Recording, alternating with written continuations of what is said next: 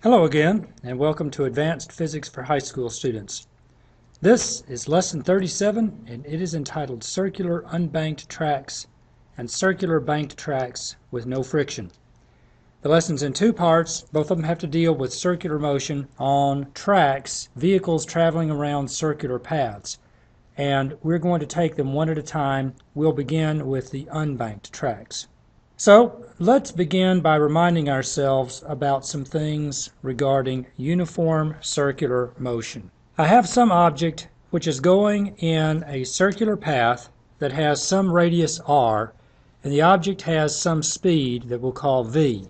It's called uniform circular motion because it happens at uniform speed. In other words, the number v is a constant as the object goes around in its circular path. But because the direction of the object is changing, then the velocity is not constant. And so there has to be some unbalanced force that causes the object to change its velocity, to change its direction.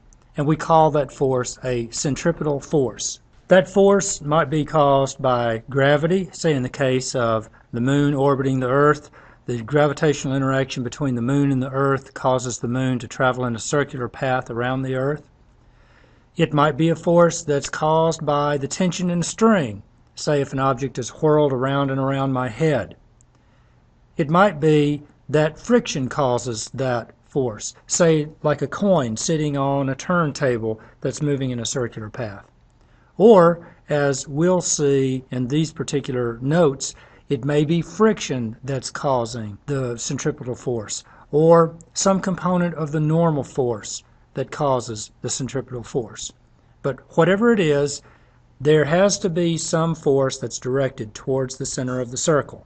There's an equation that relates the speed and the radius and the centripetal acceleration together, and that equation says that the acceleration, the centripetal acceleration, is equal to v squared over r. And Newton's second law tells us that the acceleration is equal to the net force divided by the mass.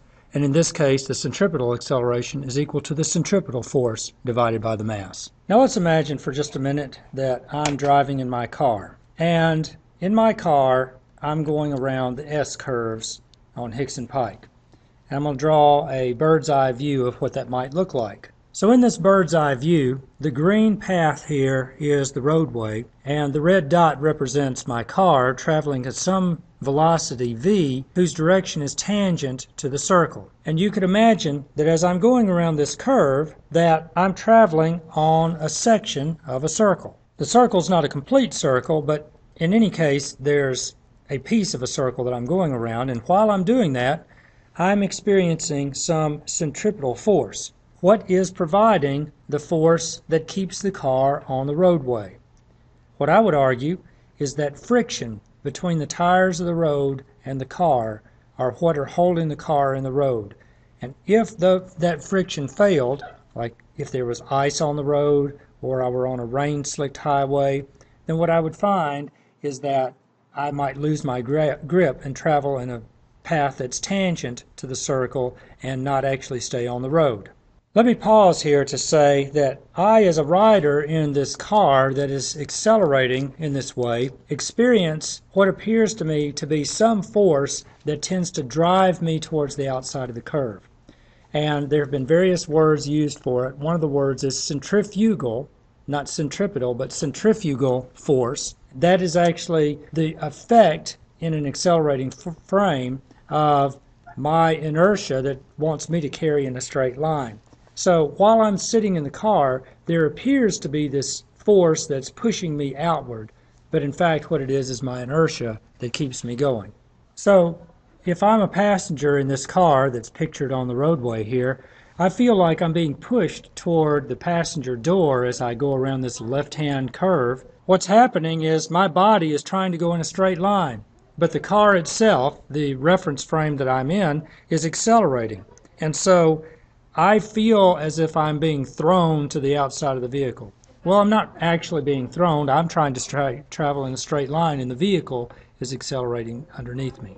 What we want to do now is to explore the combination of frictional forces and uniform circular motion to answer questions about objects that are on unbanked tracks. We're going to work one numerical problem.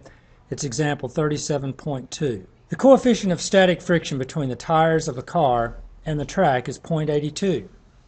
What is the maximum speed a 980 kilogram car can attain without sliding on an unbanked circular track whose radius is 125 meters? Here's a point that's going to come up over and over again.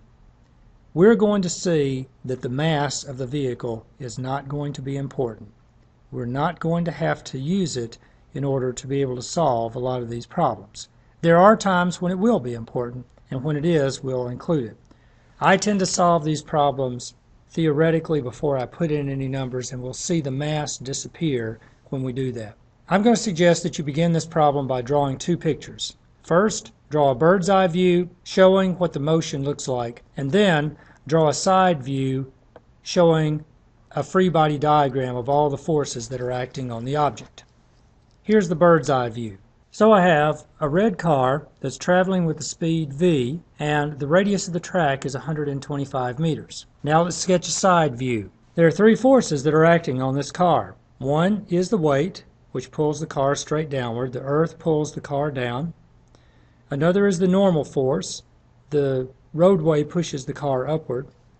And the one that we're going to be most interested in is the frictional force, which acts towards the center of the circle that keeps the car in the circular path. It is this static frictional force that causes the car to move in a circular path. Now, what are we trying to find? We're trying to figure out a number for v. How fast can the car go? What information do we know? Well, we know the radius of the track, we know the coefficient of static friction, we know the mass of the car, and we have the tools of physics to help us. Let's combine Newton's second law and the information we know about uniform circular motion to help us to solve this problem. Let's begin with Newton's second law. I need to recognize that this is circular motion, and so I have centripetal acceleration, and the centripetal acceleration is given by the formula v squared over r. I want to recognize also that the only force that is causing acceleration is this static frictional force. And it's going to be that static frictional force that I'm going to insert into Newton's second law. So I'm going to take all that information and put it together into a single equation. So this equation that I've just written down here has the speed that I'm looking for in it, with some other information that I might be able to get. If I could get a number or an expression for the static frictional force, then I could solve this equation for v and come up with an expression, a number for it.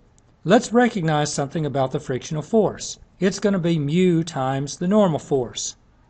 And from our free body diagram, I can see that the normal force in this case is going to be equal to the weight, because there are no vertical accelerations happening here. All of the acceleration is horizontal, it's centripetal. And so I can say that the normal force is equal to the weight in this case here. So I can rewrite the frictional force in terms of mu and this normal force.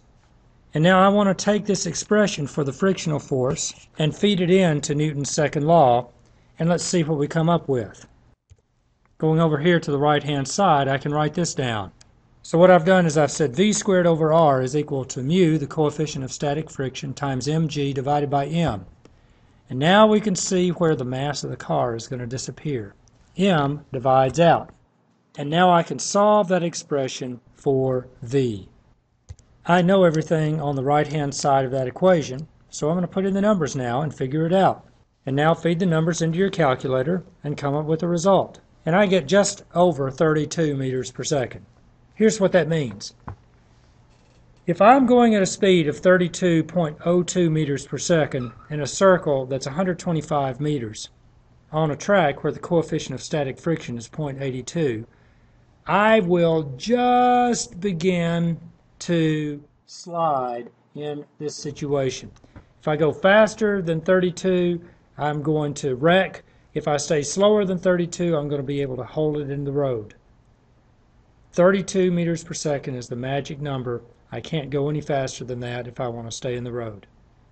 That's an example of flat tracks, unbanked circular tracks.